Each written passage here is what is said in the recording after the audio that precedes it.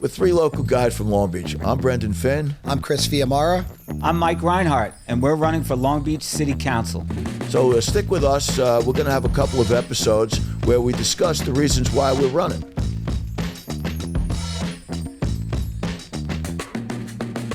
Hi there, welcome back.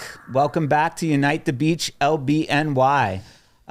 This episode, we're going to talk about something that's near and dear to everybody in Long Beach, quality of life. Quality of life. Quality of living in our town. I mean, we all live in Long Beach because we love it. We love the beach. We love the community. We love the residents. It's the boardwalk. The boardwalk. The Beautiful. camaraderie, the community, yeah, everything. And, over the past couple years, it seems to have taken a step back a little bit. A little decline, yeah. Yeah. You go to other towns, you go to Malvern, you go to Rockville Center, you walk around and you see that there's been a lot of planning. There's been a lot of strategy on beautification of when people come into your home, they come into your city. You can tell that it... You could see the effort put forward Correct. by the government of that municipality that they're trying to make, little things, planters, Right. Just clean sidewalks for starters, or lack of graffiti or... I mean, we have a big problem on quite a few of the boulevards, just trash, especially after the beach, but not just... Sorry. I think we got an air quality problem too. But I look out in the morning and I see trash on all the parking spaces. People see it as a dumping ground. You know why? It's the broken windows theory, right? If you see a town with broken windows, you think nobody cares about it. You see a town that's kind of not really taking care of its quality of life, you say, all right, I'll just throw my Dunkin' Donuts cup out here, or I'll just drop my trash here. And I think that's a little bit Big of the pet problem. peeve of mine. I hate that. When I lived on Broadway, I lived in a building. I would watch people, come and park, on Broadway and take all their garbage from the beach where they're just drop it on the ground. I would stop them. Oh, I have Right. many a times. Yeah, my wife especially, her and my daughter. I mean, but that's one issue, and the other issue, besides trash and littering, is when you go through the center of town, and people have said this to me very recently, that we and you've mentioned it, we have some empty businesses in the West End, in the center of town, but also it's just increasing too. Yeah, I mean, as you drive into Long Beach, you don't get that great feeling that you used to. Right? And why? It's not as lively. Not as much focus not as much emphasis being put on the quality of life in the town. Yeah, and sadly, you hear residents say, you know what, I'm not going to go shopping in the middle of town. Maybe I'm going to go over the bridge, and I'm going to go somewhere else. Who use the Island Park train station instead of the Long Beach train station. Right. Correct. Because they don't, take a 5:40-something train or whatnot. They go into Manhattan really early, or they come home late. They say, I'd rather go to the Island Park or Oceanside train station. Right. Which is, that's it's embarrassing. I mean, that's, and the other thing, middle of town, train station, but really the center jewel of our community is the boardwalk. Yeah. I mean, this is something that we should be laser focused on. Which for you, I mean, you have young kids who are still in town. I mean, I remember, and I think a lot of people can relate to this, and I'm probably aging myself, but but like a fine wine, you're aging like a fine wine. Yes, I'm aging like a That's fine good wine. thing. Yes, not like dairy, right? Thank you. But I remember being young, and my teens, you come down to Long Beach and you visit your friends or your family here or whatnot. It was always, okay, can we go? Hey, am I going to Mike's house? I'm going to go to Brendan's house. Well, we were a little different in age, me and you, but maybe me and him will go like different. Visit each other. I wouldn't have been able to serve you guys when you came to my house. My point is that your parents would always, anybody who lived here, the emphasis was always take the boardwalk. Okay, if it's the lights are up, take the boardwalk. That was the safe passage, right? And guess what? And now it's like I have an 11-year-old and a 12-year-old. And if it gets past dusk and they say, hey, can we ride our bikes? We want to go to the middle of town. We want to go to Marvell. Maybe we want to go to Riptides, get a smoothie. We want to go to... Unfortunately, not right now. Not right now. Yeah, I think that this is a problem of, let's say, allocating the resources to the right place.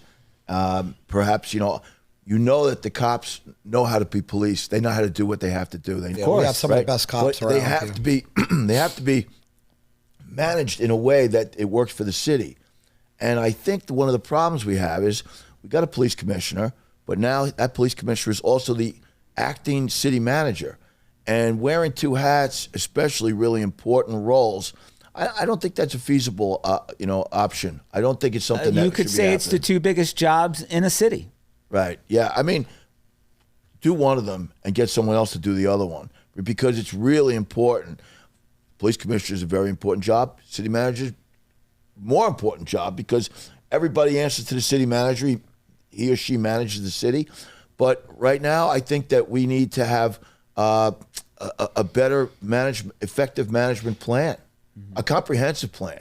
Well, I mean, the city council is ultimately the people directing traffic, for lack of better words. No pun intended.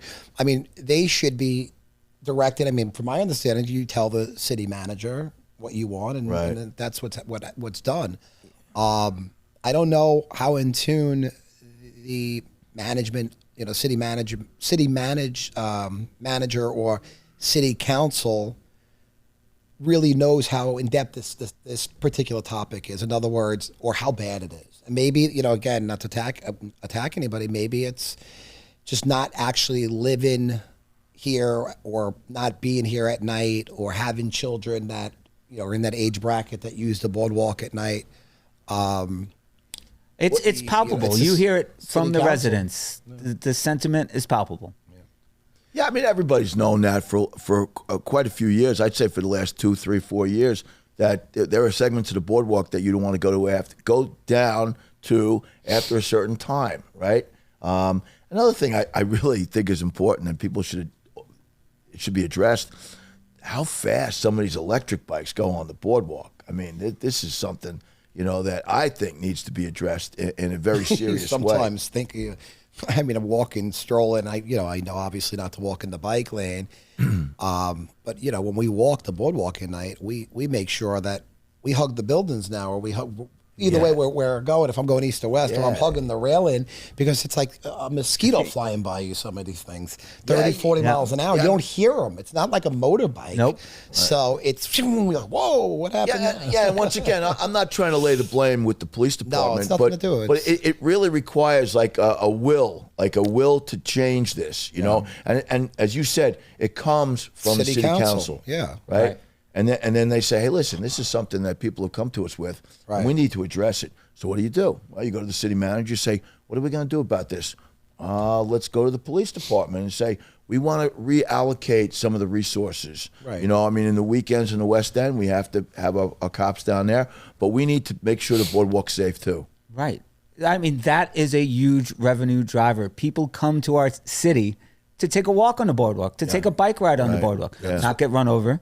Right. But, they want to spend time in Long Beach. They want to feel safe. Let's make it safe. Right. Make it safe. Make it clean. Make it clean, make it safe. Right. That's paramount. I agree. Something that I see, I don't know, it's really, I don't know if it's taboo to talk about or whatnot, but, look, we all know marijuana is now legal in New York, right? But does that mean when I'm walking with my nieces and nephews and that, people should be sitting on the bench? It's the same as having a drink openly, people don't do there's no that. smoking on the boardwalk. But everybody does it. Right. Everybody's smoking pot on the boardwalk. Right, for some reason. You walk on the boardwalk at night, it just smells like marijuana. Right. I mean, you just smell it down the boulevards. Yeah. Right, because it wafts right Well, down the from where you boulevard live, on the south breeze, right? When the breeze is coming out of the south, you smell it.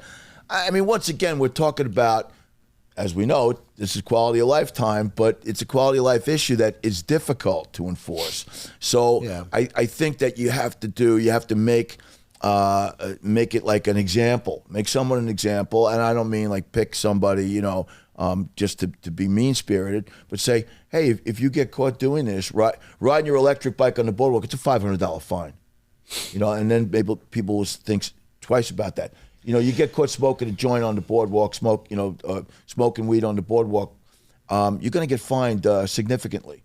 So don't get fined. It should be Don't like do drinking it. in public. Right. It's the same thing. It really is. Yeah, right. All the quality of life issues for me, and things I hear about all the time, is the infrastructure around us, the streets. We can go on and on with all these things, the trash and whatnot. It's getting worse and worse. And why that is, I don't know. I mean, I know we have no money, but that's why we have to figure out ways to drive revenue, to give the people Kinda who like a do these vicious jobs. circle, right? Yeah, you got to give the people who do these jobs And to bring it up again, a way to fix things. parking.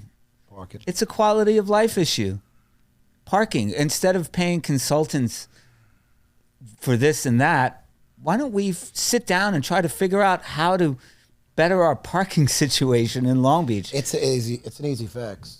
I mean, it's an easy fix, especially. We need to look out for the residents. That's what I was just going to Okay. say. It's an easy fix because for residents, I don't really know, how much you want to, if, any of these empty lots that are private that line the beach or have access to the beach, for people coming out of town, maybe the city can charge those people. I don't know. Well, I think so you talk about the I think we beach pay block, enough. right? The Yeah, beach block yeah. parking. Some of them you can park on, some of them you can't. Right. I don't know the rationale for why you can and you can't. But I'll say this. It shouldn't be for people who are coming down from out of town to do whatever it is they want to do there. It should be primarily for residents, right? So that the residents have a shot at that. Right. How do we do that? Well, I think you're right. We need some sort of a study done, but very quickly. Not a 2-year study, but maybe a 2-month study. Not a costly 2-year study. Right. And how? Yeah, right. And how do we fix that? How do we take care of the residents? Because we're one of the few beach towns that does not look out for its residents in terms of parking. You go to Rockaway, the residents are covered with the parking, right? Right. You go to other towns, the same thing. A lot of beach towns around the country are like that. I mean, from Key West to San Diego, you can park. Let's say you live in West End or West Home or even east of the East End. There's certain plaques or things they do where I know. Let's say I live on the 300 block of Beach Street. Where it's resident parking only in front of those houses, and people have plaque or a sticker or however it's done to park in front of that house to ensure during those beach months that, okay, at least I can park. I mean, we got to make sure it works for all the residents, of course, though, right? yeah. I mean, it's got to work for everybody. You can't just It's always been a big problem here. But we need to sit down and talk about it. Yeah. And plan it. There seems to be no initiative about that right now. Right. I mean, Let's I not think we agree on that, right? Let's not kick the can down the road. Let's I do think something about that it. should be part of our thing here is to make sure that we don't because we continue this message of not being politicians, right? So what do we want to do? Not kick the can down the road. We want to promise you, the viewers, or anybody who's watching this, that if we're ever kicking the can down the road on any of these topics, let Mike and Brendan know. With guys, the can police. I think we're out of time. So, like always, thank you for tuning in. Until next time, unite the beach. Unite the beach. We'll see you on the beach. See you on the beach. Yeah.